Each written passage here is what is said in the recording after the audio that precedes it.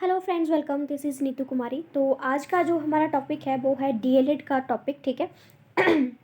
और इसका नाम है ways of conducting inquiry, activities, discussion, group work, field visit, survey and experiment, ठीक है।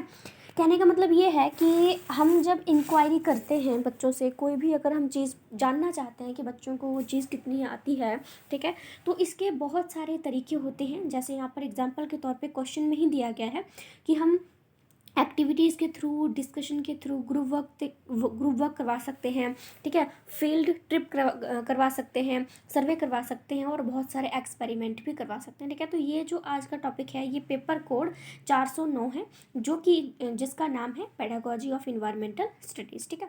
तो जो हमारा 409 पेपर कोड है, ठीक है, तो इसमें हम क्या करते हैं, ईवीएस से संबंधित बहुत सारी जो चीज़ें हैं हम उनको करते हैं, ठीक है। तो आज मैंने जो वीडियो है ये इंग्लिश मीडियम में जो बच्चे हैं उनके लिए बनाई है, और मैं हिंदी मीडियम में भी बनाकर जो है वो अपलोड कर चुकी हूँ।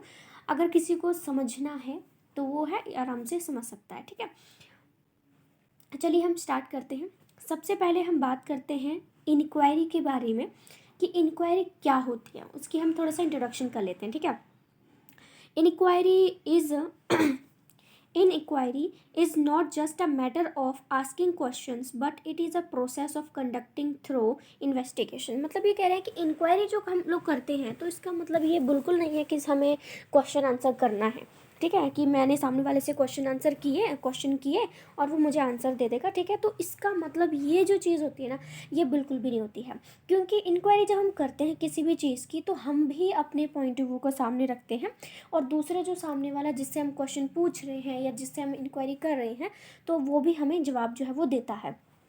The purpose of inquiry is to experience the process rather than to पता नहीं क्या हो गया, ठीक है, rather than to memorize the product of the process. मतलब ये है कि जब इंक्वायरी करते हैं ना तो हमारा इसका मतलब ये नहीं है कि हम प्रोसेस को पूरी तरह से करें कि हम किस तरह से किसी से कोई जानकारी निकाल सकते हैं, बल्कि इसका ये मतलब होता है कि हम क्या कर सकते हैं, अपने एक्सपीरियंस से चीज़ों को जान सकें। क्योंकि जब आपके आमने सामने कोई व्यक्ति बैठा होता है, ठीक है, तो आप उसके जो एक्सप्रेशन है, जो फेस एक्सप्रेशन है, आप उसको भी देख सकते हैं, ठीक है। जब वो किसी भी चीज़ के बारे में अपने आंसर दे रहा है तो उससे क्या होगा कि आपको उसके हाव भाव देखकर भी समझ सकते हैं कि वो झूठ बोल रहा है या कुछ सोच के बोल रहा है, ठीक है। तो ये चीज़ होती है, ठीक है। बाकी लिखा है कि in guided inquiry the teacher ask questions and provide clues to the answer, ठीक है। क्योंकि ये जो हमारी इंक्वायरी होती है वो जनरली की बात करें तो दो टाइप की होती है, गाइडेड होती है, एक अनगाइडेड होती है, ठीक है। गाइडेड क्या होती है, इसमें पहले से ही हम तय कर लेते हैं कि मैंने सामने वाले से कौन कौन से क्वेश्चन पूछने हैं, ठीक है, या सामने वाला कौन कौन से आंसर दे सकता है और उसके आंसर से मैं और कौन कौन से क्वेश्चन निकाल सकता हूँ, ठीक है। मतलब पहले से सारी जो प्लानिंग है वो कर ली जाती है। और दूसरा है हमारे पास अनगाइडेड। अनगाइडेड क्या होता है कि एकदम टू द पॉइंट किसी से कोई बातचीत करना, किसी से कोई इंक्वायरी करना, ठीक है।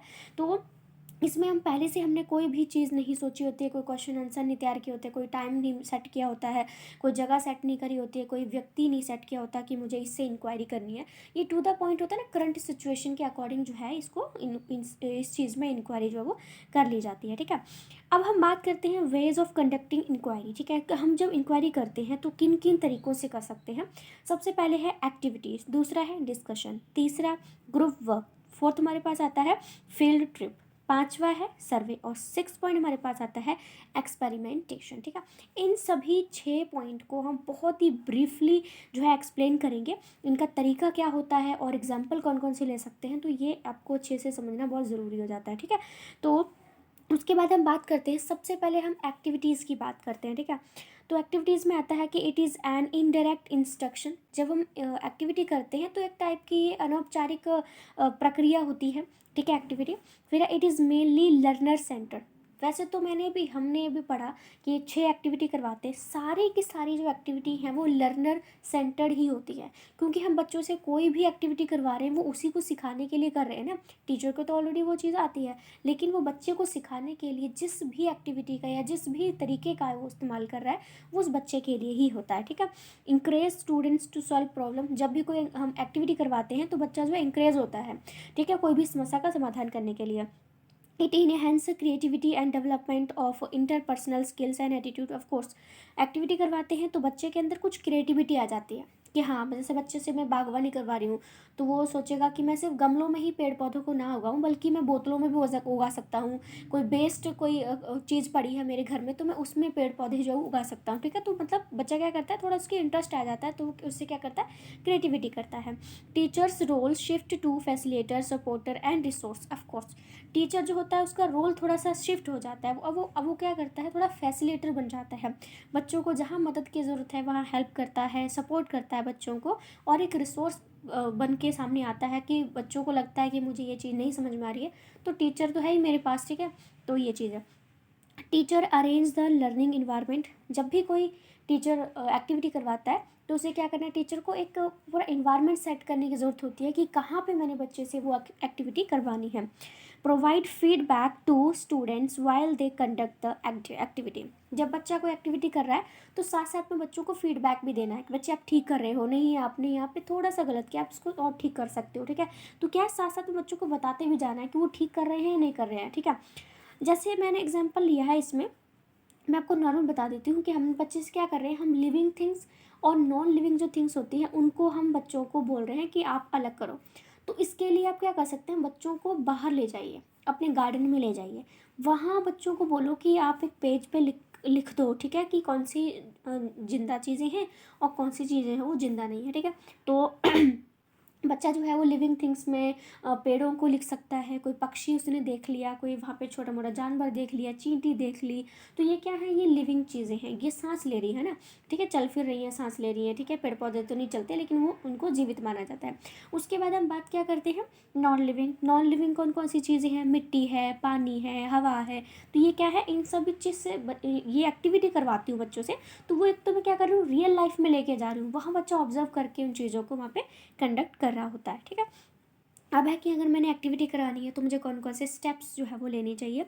सबसे पहले है analysing needs for implementing an activity, ठीक है। सिंपल सी बात है, सबसे पहले मुझे तो ये एनालाइज करना है कि मैं कोई एक्टिविटी करवा रही हूँ या करवाना चाहती हूँ, तो उसकी ज़रूरत क्या है, ज़रूरत के हिसाब से मुझे वो एक्टिविटी करवानी है। दूसरा है आइडेंटिफाई टॉपिक। फिर मुझे क्या करना है, टॉपिक देखना है कि किस टॉपिक पे मुझे एक्टिविटी करवानी है, ठीक है। Identify learning objectives and outcome, मतलब मैं जो करवा रही हूँ उससे बच्चे क्या सीखेंगे, ये चीज़ मुझे देखनी होगी। Plan and design the activity, मुझे पहले प्लानिंग करनी पड़ेगी कि मुझे एक्टिविटी कैसे कैसे करवानी है, और फिर मैंने पूरा डिज़ाइन करना है कि मैंने यहाँ करवानी है, ऐसे करवानी है, ये चीज़ें चाहिए होंगी, ये चीज़ इतने की खरीदनी पड़ेगी या कहीं से अरेंज करनी पड़ेगी, ठीक है। 5 पॉइंट है identify sequence of learning event, ठीक है। फिर मुझे सीक्वेंस लगाना पड़ेगा कि सबसे पहले मैं क्या करूँगी, बच्चों के पास क्लास में जाऊँगी, फिर उनको मैं अनाउंस करूँगी कि हम आज एक्टिविटी करने वाले हैं हम बाहर जाने वाले हैं, फिर मैं बाहर लेके जाऊँगी, फिर मैं बच्चों को ऐसे इंस्ट्रक्शन दूँगी। तो ये क्या है, सीक्वेंस में चल रहा है, ठीक है। उसके बाद है आस्क क्वेश्चन। फिर मैं बच्चों से भी कुछ, जब उन्होंने ऑब्जर्व कर लिया, एक्टिविटी कर ली, तो मैं बच्चों से कुछ सवाल पूछूंगी कि आपको कैसा लगा, ये चीज़ आपने कैसे सोच के करी, ये चीज़ पूछ सकती हूँ। उसके बाद है इवेलुएट एंड एसेस। उसके बाद मैं बच्चों को इवेलुएट करूँगी कि कौन सा बच्चा किस तरह से काम कर रहा था, उसको देख कर, उससे सवाल जवाब करके, ठीक है। उसके बाद हम डिस्कशन की बात करते हैं। जो पीपीटी है बहुत बड़ी है, पर इंग्लिश जो लिखी है बिल्कुल सिंपल लैंग्वेज में लिखी हुई है, ठीक है। तो कुछ चीज़ें मैं ब्रीफली भी आपको बता दूंगी, ठीक है। डिस्कशन में लिखा है, discussion is an interactive process of inquiry. Discussion क्या होता है, एक ही व्यक्ति खुद से डिस्कशन नहीं कर सकता, वो तो अपने आप ही हम लोग बातें करते रहते हैं, लेकिन डिस्कशन का मतलब होता है बहुत सारे लोगों का होना या एक से ज़्यादा लोगों का होना, ठीक है। दो लोग आपस में डिस्कशन कर सकते हैं किसी भी टॉपिक को लेकर, ठीक है। तो ये क्या इंटरेक्टिव है, इंटरेक्ट कर रहे हैं, एक दूसरे से बातचीत कर रहे हैं। It provide opportunity for interaction between the teacher and the students and among the students, ठीक है। मतलब जो डिस्कशन होता है ये विद्यार्थी और शिक्षक के बीच में भी हो सकता है, और स्टूडेंट आपस में भी डिस्कशन कर सकते हैं। तीसरा है it is shared conversation discussions and exchange of ideas in class. जब हम डिस्कशन कर रहे होते हैं तो क्या कर रहे होते हैं, हम लोग बातचीत कर रहे होते हैं और अपने जो विचार हैं उनको एक दूसरे के साथ साझा कर रहे होते हैं। फोर्थ है it gives opportunity to all to sit and listen as well as talk and think, thus emphasizing the process of coming to know as valuable as knowing the right answer. मतलब ये है कि ये एक बहुत अच्छी opportunity है कि हम साथ में बैठ के, एक साथ में लोगों को बैठने मिलता है और वो अपने विचारों को एक दूसरे के सामने जो है पेश कर रहे होते हैं, ठीक है, या दूसरों के जो थॉट है उनको भी वो सुन रहे होते हैं। तो बहुत अच्छा एक प्लेटफॉर्म मिल जाता है जब हम डिस्कशन कर रहे होते हैं, क्योंकि आज के ज़माने में आप देखोगे कि मुश्किल से ही आपको मौका मिलता है है कि आपकी बात आपको कहने का मौका मिले। लेकिन डिस्कशन ऐसा एक सीन आ जाता है, सीन कहें या फिर एक सिचुएशन आ जाती है जहाँ पर आपको बोलने का मौका दिया जाता है। ठीक है। In this strategy neither the teacher is a sole performer nor are the students passive. ठीक है। जब डिस्कशन करते हैं तो इसमें सिर्फ टीचर ही अकेला नहीं बोलता है, या सिर्फ जो स्टूडेंट्स हैं वही सिर्फ सुनते नहीं रहते हैं, वो एक्टिव होते हैं दोनों, टीचर भी बोलता है, स्टूडेंट भी बोलते हैं। The discussion encourage cooperative team work because between the teachers and, वही चीज़ पॉइंट है कि हम एक्टिवली कॉपरेट करके बातचीत कर रहे होते हैं। ठीक है। अब अगर मैं डिस्कशन करवाना चाहती हूँ तो मुझे कौन कौन से स्टेप्स को फॉलो करना चाहिए। सबसे पहले है plan how will you conduct the discussion. सबसे पहले मुझे ये प्लान करना पड़ेगा कि किस तरह से मैं एक्टिविटी को करवाऊंगी। ठीक है। फिर दूसरा है establish ground rules for participation in a discussion. अब मैं दूसरा पॉइंट में क्या करूँगी, मैं कुछ रूल्स तैयार करूँगी कि ये वाले जो बच्चे हैं या ये इस तरह के जो बच्चे हैं वो इस तरह के ग्रुप डिस्कशन में शामिल होंगे। जैसे कई बार हम ग्रुप डिस्कशन करते हैं साइंस के ऊपर, तो हम पूछ लेते हैं कि कौन से बच्चे हैं जो साइंस बैकग्राउंड से है ना, तो स्पेशली साइंस के बारे में डिस्कशन करने के लिए जिनको साइंस जिन्होंने पढ़ी होगी तो वो और अच्छे से बता पाएंगे ना। तो इस तरह का कहने का मतलब ये है। ठीक है। मेक अ लिस्ट ऑफ की पॉइंट्स, मुझे छोटे छोटे कुछ की पॉइंट्स बना लेने हैं। आस्क क्वेश्चन टू स्टूडेंट, मुझे बच्चों से भी कुछ सवाल पूछने हैं, तभी तो स्टार्टिंग होएगी डिस्कशन की। Give opportunities to students to think and discuss content, बच्चों को पूरा मौका देना है कि वो सोचें उस जो भी हमने टॉपिक सोचा है और आपस में बातचीत करें। Create an inclusive discussion environment, कोई मतलब जब डिस्कशन करना है तो कोई आदमी, एक लड़का हो या लड़की हो, ये नहीं करना कि नहीं सिर्फ लड़के ही डिस्कस करेंगे इस टॉपिक पर या लड़के इस टॉपिक पर बात नहीं करेंगे। लड़का लड़की दोनों को बिठाओ और दोनों के पॉइंट ऑफ व्यू को जानने की कोशिश करो। पॉजिटिवली रीइंफोर्स स्टूडेंट्स कंट्रीब्यूशन, मतलब बहुत ही प्यार से बच्चों ने जो कंट्रीब्यूशन दिया है, अपने विचारों को सामने रखा है, तो उन्हें प्रेज़ करो। ठीक है। उनके लिए तालियां बजा दो या शाबाश जैसे वर्डिंग बोल दो तो बच्चे खुश हो जाते हैं। फिर है कंक्लूड द डिस्कशन, लास्ट में कंक्लूड भी कर दो कि हमने जो डिस्कशन किया है इसमें ये चीज़ निकल के आई, ये पॉजिटिव पॉइंट है, ये नेगेटिव पॉइंट है, वगैरह वगैरह। उसके बाद ग्रुप वर्क की बात करते हैं। ग्रुप वर्क जब हम करते हैं तो बहुत ही अच्छी बात होती है। इसमें हम पहला पॉइंट लिखा है, it leads to a spirit of communication, cooperation, coordination. ठीक है। जब हम ग्रुप वर्क में काम करते हैं तो ऑफ कोर्स हम एक दूसरे से कम्युनिकेशन कर रहे होते हैं, कॉपरेशन भी कर रहे होते हैं और कोऑर्डिनेशन भी कर रहे होते हैं। It provide innovative solutions. ठीक है। क्योंकि जब ग्रुप वर्क में काम कर रहे होते हैं ना, हम लोग ग्रुप में कोई काम कर रहे होते हैं तो हर किसी के अपने अपने पॉइंट ऑफ व्यू सामने निकल कर आते हैं, किसी भी समस्या को लेकर हो सकते हैं। मैं बच्चों को बोल रही हूँ कि बच्चों आज हमें इस चीज़ पे जो है मैं आपको ग्रुप बना देती हूँ और आप काम करो। तो ग्रुप में 5 बच्चे मान लो मैंने रख दिए, तो हर एक किसी के अपने अपने व्यू होंगे, नहीं हमें ऐसे काम करना चाहिए, हमें वैसे काम करना चाहिए। ठीक है। फिर है it demands a balance between solidity and responsibility. जब हम ग्रुप वर्क में काम करते हैं तो हर एक बच्चा अपना अपने अपने हिसाब से काम बांट लेते हैं कि चलो तू ये वाला काम कर ले, तू ये वाला काम कर ले, फिर हमारा काम जल्दी से हो जाएगा। ठीक है। तो एक दूसरे के प्रति वो रिस्पॉन्सिबिलिटी भी जो है निभाते हैं। This also demand social skills from the members of the group. ठीक है। जब हम ग्रुप में काम करते हैं तो हम सोशल डेवलपमेंट जो होती है अपनी कर रहे होते हैं, क्योंकि हम नए नए बच्चों से मिल रहे होते हैं, उनके साथ काम कर रहे होते हैं, कई बार काफ़ी टॉलरेंस भी हमें करनी पड़ जाती है। ठीक है। स्टूडेंट्स बिकम एक्टिव, बच्चों को एक्टिव रहना पड़ता है क्योंकि अब वो एक ग्रुप का हिस्सा बन चुके हैं, तो उन्हें जो भी काम दिया गया है सभी को करना पड़ेगा। ऐसे नहीं है कि 5 में से एक बच्चा बोले मेरा मूड नहीं है, तो ऐसा नहीं हो सकता है, पाँचों को जो है उसमें काम करना पड़ेगा एक्टिव होके। It is a child centred approach to teaching, learning and evaluation. ठीक है। जब भी हम कोई ग्रुप वर्क करते हैं तो ये बच्चों के लिए होता है, बच्चों को पढ़ाने के लिए, बच्चों को सिखाने के लिए, वगैरह वगैरह। ठीक है। अगर मैं कोई ग्रुप वर्क करवा रही हूँ तो मैं कौन कौन से पॉइंट को स्टेप्स को ध्यान में रखूँगी। डिसाइड हाउ विल, ठीक है, decide how you will divide student into group. जब मैं ग्रुप वर्क कोई काम करवा रही हूँ ना, सबसे पहले मुझे ये फैसला करना है कि मुझे कौन कौन से बच्चों का ग्रुप बनाना है। क्या मुझे लड़का और लड़कियों का ग्रुप बनाना है या दोनों को मिक्स करके ग्रुप बनाना है, ये मुझे सोचना पड़ेगा। ठीक है। फिर दूसरा है आइडेंटिफाई द इंस्ट्रक्शनल ऑब्जेक्टिव। वही चीज़ें हैं कि मुझे ये सोचना है कि जब मैं एक ग्रुप वर्क करवा रही हूँ तो इसका क्या उद्देश्य है। ठीक है। तीसरा set ground rules for group interaction. वही कुछ जो मैं पहले आपको एक्सप्लेन कर चुकी हूँ कि मुझे कुछ रूल्स बनाने पड़ेंगे कि आप किसी टॉपिक पे बातचीत कर रहे हैं तो गलत शब्दावली का इस्तेमाल नहीं करेंगे, आप एग्रेसिव बिहेवियर नहीं करेंगे, प्यार से बैठ के आप अपने बस व्यू देंगे, ठीक है। कोई ज़्यादा नेगेटिव नहीं बोलना है, कोई ज़्यादा पॉजिटिव नहीं बोलना है, जो आपको ठीक लग रहा है वैसे बोलिए, ठीक है। सेट ग्राउंड रूल्स फॉर, ठीक है, हो गया। उसके बाद है एक्सप्लेन द टास्क क्लियरली। कोई भी हमने ग्रुप वर्क किया है, बच्चों को जब इंस्ट्रक्शन दे रहे हैं, इंस्ट्रक्शन तो बिल्कुल साफ इंस्ट्रक्शन उनको देनी है, ताकि बच्चों को समझ में आ जाए कि वो आए क्यों हैं या क्या काम करने वाले हैं। Allow sufficient time for group work. जब आपने कोई बच्चों को ग्रुप वर्क दिया है तो उन्हें टाइम भी दो उस काम को करने का। ऐसा नहीं कि जल्दी बच्चे आपको 5 मिनट दिए गए जल्दी से ख़त्म करो। बच्चों को थोड़ा वक्त दो ताकि वो पहले सोचें, फिर काम करें, फिर आपको आगे दिखाएंगे, ठीक है। मॉनिटर द ग्रुप, ठीक है, बट डू नॉट होवर, ठीक है। एक ग्रुप का लीडर भी बना दो, लेकिन वो लीडर को इतना नहीं कि वो दूसरों को नीचे रख कर ही काम करे। मतलब एक नॉर्मल होता है ना कि हर ग्रुप में थोड़ा सा हम छोटा मोटा लीडर बना देते हैं कि वो अपने ग्रुप को साथ में लेकर उनको काम बांट दे कि हम लोग आपस में ये काम कर लेते हैं, ठीक है। Ask students to reflect on the group work process, ठीक है। फिर बच्चों ने ग्रुप में जो काम किया है बच्चों को बताएं कि आपने ये अच्छा काम किया है, आपने बहुत बुरा काम किया है, ये सब चीज़ें। फील्ड विजिट की बात करते हैं। फील्ड विजिट जो है वो एक आउटडोर एक्टिविटी होती है, क्योंकि हम कक्षा से बाहर बच्चों को लेके जा रहे होते हैं, एक प्रैक्टिकल एक्सपीरियंस जो है उनको दे रहे होते हैं, ठीक है। Enhance learning by practice skills of inquiry values, ठीक है। जब हम करके कोई चीज़ को सीखते हैं तो बहुत जल्दी और आसानी से सीख जाते हैं, और वो जो हम कोई भी चीज़ करके सीखते हैं तो हमेशा के लिए वो याद भी रहती है। Local areas investigations are useful. It provide a first hand experience. आप चाहे अपने स्कूल के गार्डन में ले जाएं या किसी आसपास के अपने जो लोग रहते हैं उनसे बातचीत करने को बच्चे कहें किसी भी टॉपिक पे लेकर, ठीक है।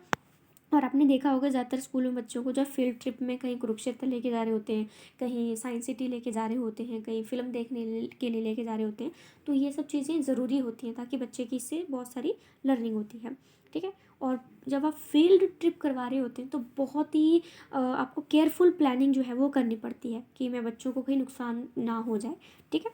तो ये कुछ चीज़ें हैं। अब है कि मैं अब कुछ स्टेप है जब मैं फील्ड विजिट करवाऊंगी। सबसे पहले डिसाइड अ डेस्टिनेशन। सबसे पहले मुझे ये डिसाइड करना है कि बच्चों को मैं कहाँ लेके जाऊंगी, ठीक है। क्योंकि हम भी जब ट्रिप पे जाते हैं स्कूल से तो पहले तो ये डिसाइड किया जाता है कि बच्चों को ट्रिप कहाँ लेके जाना है, ठीक है। साइंस सिटी लेके जाना है या कहीं और जगह लेके जाना है, ठीक है। आस्क योर एडमिनिस्ट्रेटर, जो तुम्हारे स्कूल का हेड है या जो प्रिंसिपल है उनसे पूछिए, इजाज़त मांगनी है कि मैं बच्चों को इस तरह से वहाँ पे इस चीज़ के लिए लेके जाना चाहता हूँ या जाना चाहती हूँ, ठीक है। Arrange transportation. फिर आपने जो है अगर आप बस से जाना चाहते हैं, अगर आप ट्रेन से वहाँ पे जाना चाहते हैं जिस जगह पे आप जा रहे हैं, ठीक है, तो आपको वो अरेंज करना पड़ेगा। डिसाइड अ फूड प्लान। आपको खाने का प्लान भी बनाना पड़ेगा कि मैंने बच्चों को रिफ्रेशमेंट में क्या क्या देना है, क्या फ्रूटी देनी है, वाटर देना है, सैंडविच देना है या खाना देना है, कहाँ कहाँ पे बच्चों को खाना देना चाहिए, छोटे बच्चों को लेके जा रहे हैं तो, ठीक है, वो प्लान करना पड़ेगा। Plan your schedule for the day. आपने किस दिन लेके जाना है, कितने बजे जाना है, कितने बजे वापस आना है, वो डिसाइड कर लेना है आपने। Arrange supervision and volunteers. एक सुपरविजन भी आपने रखना है जो बच्चों पे नज़र रखे, कहीं बच्चे इधर उधर ना भाग जाए, होते ही होते उनके अंदर क्यूरोसिटी होती है, नई चीज़ जानने, गायब हो जाते हैं, ठीक है। Tie the trip into your curriculum. ठीक है, कोई भी ट्रिप आप बना रहे हैं तो आपके पाठ्यक्रम से ही संबंधित होनी चाहिए। ऐसा नहीं है कि आपका मूड है घूमने का तो बच्चों को भी ले जाएं, ऐसी जगह पे लेके जाना है जहाँ बच्चे कुछ सीखें, ठीक है। उसके बाद है have a communication plan in a place, ठीक है। तो जब आप उस जगह पे गए हैं तो बच्चे से पूछें कि आपको कैसे लगे। जैसे बच्चों किसी म्यूजियम ले जाऊँ या किसी हिस्टोरिकल प्लेस पे ले जाऊँ तो वहीं पे बच्चों से पूछो कि आपको कैसा लग रहा है, आपने क्या क्या चीज़ें देखी, ठीक है। या ट्रिप से आने के बाद बच्चों से पूछ लो। सर्वे की बात करें तो सर्वे, इसको मैं नॉर्मल बता देती हूँ, बाकी आप रीड कर लेना। सर्वे में क्या होता है कि आप बच्चों से जैसे मैं एग्जांपल के थ्रू समझाती हूँ। मैं बच्चों को सर्वे करने को बोल रही हूँ कि आप छोटे लेवल पर ही, बड़े लेवल पर नहीं, छोटे लेवल के पे आप बच्चे इतने आपका मैं ग्रुप बना देती हूँ। आप 10 लोगों का जो ग्रुप है वो 10 घरों में जाएंगे और हर एक घर में ये पूछेंगे कि उन्होंने कितने ईवीएस, मतलब ईवीएस से संबंधित बात करूँ तो उन्होंने किस किस ने जो है वो घर में पेड़ पौधे लगाए हुए हैं, गमले रखे हुए हैं, किन्होंने नहीं रखे हुए हैं। तो ये भी छोटे छोटे लेवल पर हम जो है वो सर्वे करवा सकते हैं, ठीक है। और बड़े लेवल पर तो आजकल वो चीज़ चली हुई है कि वैक्सीनेशन हुआ है नहीं हुआ है, ठीक है। लेकिन बच्चों से करवाने के लिए हम कोई बहुत ही छोटा मोटा सर्वे करवा सकते हैं या एक्टिंग करवा सकते हैं, प्ले करवा सकते हैं, तो बच्चे के लिए वो इनफ रहेगा, ठीक है। बाकी सर्वे के लिए भी अगर हम स्टेप्स की बात करें तो वो सबसे पहले है defining the purpose and objective of the study. ये तो हर किसी में आ ही रहा है, क्योंकि हम जब भी कोई काम करते हैं तो उसके पीछे पीछे पीछे जो है वो कोई ना कोई तो पर्पस होता ही है। तो सबसे पहले ये चीज़ देखनी है आपने कि इसके पीछे पर्पस क्या है। फिर है selecting and defining the target population. ठीक है, सबसे पहले ये है कि आपने किन लोगों पे सर्वे करना है, आपको ये चीज़ सिलेक्ट करनी पड़ेगी। ठीक है, क्या आप बूढ़े लोगों पे सर्वे कर रहे हैं, बच्चों पे की बात जानना चाहते हैं, या महिलाओं की बात जानना चाहते हैं, मर्दों की बात जानना चाहते हैं। ठीक है, choose and selecting technique for data gathering. ठीक है, तो आपने किस तरह से कंडक्ट करना है वो सर्वे, वो तरीका आपने डिसाइड करना है। Structuring and designing the questionnaires, आपने कौन कौन से क्वेश्चन पूछने हैं वहाँ जाके। जैसे मैंने अभी आपको एग्जांपल दिया कि मैं बच्चों से मैं लोगों से पूछ रही हूँ कि उन्होंने घर में पेड़ पौधे क्यों नहीं लगाए हैं या लगाए हैं, तो किस तरह से मैं उनसे क्वेश्चन पूछूंगी। ठीक है, सिर्फ ऐसे तो नहीं क्वेश्चन पूछ के आ जाऊँ कि आपने लगाए हैं, वो हाँ कर देगा या ना कर देगा, मैं चली जाऊँगी। इसके अलावा भी मैंने क्वेश्चन पूछने के, आपने क्यों नहीं लगाए हैं, और आपने लगाए हैं तो अपने पेड़ पौधे कहाँ से लिए थे, आपका इंटरेस्ट कहाँ से जागा, इस तरह के सवाल पूछ सकते हैं। ठीक है, फिर उसके बाद है टेक सैम्पल्स, बच्चों को एक छोटा सा सैम्पल भी बना के, होता है ना कि डेमो दे दे, ताकि बच्चे को, हम भी कोई चीज़ टीचर हमें देते हैं तो छोटा मोटा डेमो तो ज़रूर करके दिखाते हैं, ताकि हमें पता लग जाए कि कैसे करना है ना। एनालाइज द डाटा गैदर, जो हमने डाटा गैदर किया है, जो इन्फॉर्मेशन हमने इकट्ठी करी है, फिर उसको देखना है कि कितनी हद तक सही है। उसके बाद हम मेक अ सर्वे रिपोर्ट, फिर हमें क्या करना है, एक रिपोर्ट बना देनी है, पूरी लिस्ट बना देनी है कि हमने इतने लोगों से बातचीत करी और उतने लोगों ने ऐसे करके बात अपने जवाब दिए। ठीक है, लास्ट हमारे पास आता है एक्सपेरिमेंटेशन, बहुत ही इंपॉर्टेंट है, क्योंकि आजकल के बच्चों को तो एक्सपेरिमेंट करके ही सीखने में बहुत ज़्यादा मज़ा आता है, क्योंकि किताबी ज्ञान आजकल का दूर जा रहा है। बच्चे या तो फ़ोन से पढ़ रहे होते हैं या तो कुछ और कर रहे होते हैं। ठीक है, गेम खेल रहे होते हैं। लेकिन जब मैं बच्चों को कोई चीज़ में इन्वायरमेंट के बारे में बताना चाहती हूँ तो मैं बच्चों को एक्सपेरिमेंट करवा सकती हूँ। मैं जैसे इसमें भी एग्जाम्पल देती हूँ कि मैं बच्चों को बोल रही हूँ कि बच्चे आप घर जाओगे आज, और घर में ना एक पौधा लगाओगे और उस पर एक्सपेरिमेंट करोगे, रोज़ उसको देखोगे वो कितना बढ़ रहा है, उसमें क्या क्या चेंजेस आ रहे हैं, आपको कब उसमें कब आपको उसमें पानी देना पड़ रहा था। ठीक है, या वो बड़ा ही नहीं हुआ, सूख गया, तो उसके पीछे रीज़न क्या है, या फिर वो बढ़ रहा है तो कितनी लेंथ हुई, इस पर फ्लावर कब तक आए, इस पर फल कितने आए, मिर्च वगैरह पौधा लगा दिया तो। ठीक है, तो एक्सपेरिमेंट क्या है, बच्चों इस पर पूरा ऑब्जर्व करता रहेगा, पूरा नोट करेगा हर चीज़ में। ठीक है, तो उसका इंटरेस्ट भी बना रहेगा। उसके बाद हमारे पास जो पॉइंट है वो आता है कि अगर मैं एक्सपेरिमेंट कर रही हूँ तो इसके पीछे कौन कौन से स्टेप ले सकती हूँ। सबसे पहले स्टेट एम ऑफ एक्सपेरिमेंट, मैं जो एक्सपेरिमेंट है वो क्यों करना चाहती हूँ। ठीक है, collect apparatus for conducting experiment. ठीक है, मतलब आपने ये चीज़ देखनी है कि मैंने कैसे करवाना है। ठीक है, और एक्सपेरिमेंट के लिए मुझे कौन कौन सी चीज़ें चाहिए होगी वो चीज़ें आपने कलेक्ट करनी है। अरेंज मटेरियल रिक्वायर्ड, जो मैं आपको बता चुकी हूँ। Must know theory of experiment, मैं कोई एक्सपेरिमेंट करा रही हूँ तो मुझे अच्छे से पता होना चाहिए कि वो कैसे कैसे करना है। ऐसा नहीं कि आप भी पहली बार ट्राई कर रहे हो और अपने बेड़ा गर्क कर लो, बच्चों का भी। ठीक है, ऐसा नहीं करना है। Perform the experiment with precautions, बहुत ही ध्यान से बच्चों को एक्सपेरिमेंट करवाना है। और कभी भी जैसे कोई बिजली है या गर्म पानी है या कुछ ज़्यादा ठंडी चीज़ से, चलो उतना नहीं होगा, लेकिन जहाँ पे चीज़ गर्म जो बच्चों को नुकसान पहुँचा सकती है, वैसे एक्सपेरिमेंट छोटे लेवल पे ना करें। ठीक है, फिर है ऑब्जर्व द चेंज, फिर आपने बच्चों को देखना भी है कि बच्चे किस तरह से एक्सपेरिमेंट कर रहे हैं और वो उनके अंदर क्यूरोसिटी कितनी आ रही है, उनके अंदर क्या बदलाव आया है। Do calculation if required. ठीक है, तो पूरा देखो कि मैंने कितने एक्सपेरिमेंट कराए हैं बच्चों से और कितने बच्चों ने इसमें आके करके देखा भी है। सिर्फ देख के नहीं सीख गए कि हाँ मैडम आप कर दो, हम तो देख के सीख जाएंगे। कितने बच्चे थे जो सामने आए कि मैम हम अपने हाथों से करके सीखना चाहते हैं। ठीक है, मेक रिजल्ट, फिर क्या करना है, हमें एक रिजल्ट बना देना है। ठीक है, तो आज का जो हमारा सेशन है वो यहीं पे ही ख़त्म होता है। ठीक है, तो मुझे लगता है कि आपको अच्छे से समझ में आ गया होगा कि अगर हम इंक्वायरी करना चाहते हैं तो कौन कौन से तरीके हैं। ठीक है, तो बहुत अच्छे से मुझे लगता है एक्सप्लेन आपको हो गया है। ठीक, तो आपको अगर आपकी वीडियो अच्छी लगती है तो वीडियो को लाइक शेयर सब्सक्राइब यदि आपका मन करे तो आप कर सकते हैं। So thank you so much friends, thank you.